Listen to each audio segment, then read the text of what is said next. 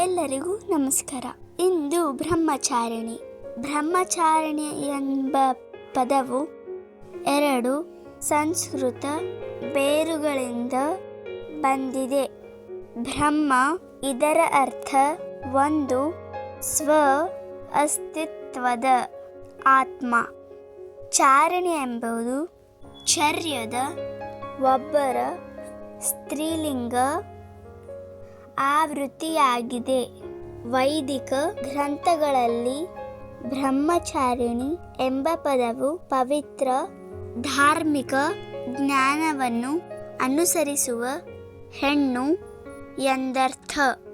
ಇದು ದುರ್ಗಾದೇವತೆಯ 2ನೇ ಅಂಶದ ಹೆಸರಾಗಿದೆ.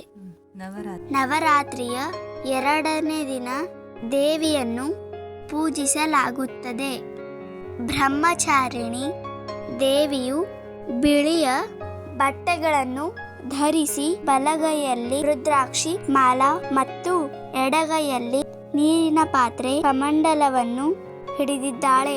ದೇವಿ ಸ್ತುತಿ: ಹಂಸಾರೂಢಾಂ ಕ್ಲವರ್ಣಾಂ ಶುಕ್ಲ ಮಾಲ್ಯಾದ್ಯ ಲಂಕೃತ ಚತುರ್ಭುಜಾಂ ಸೃ ಕೃ ವೌಚ ಕಮಂಡಲ್ವ ಮಾಲಿಕಾಂ ಬಿಭೃತಿಂ ಪೂಜ್ಯಯೇ ದೇವಿಂ ದ್ವಿತೀಯಾಯಾಂ ಸದಾ ರೂಪ.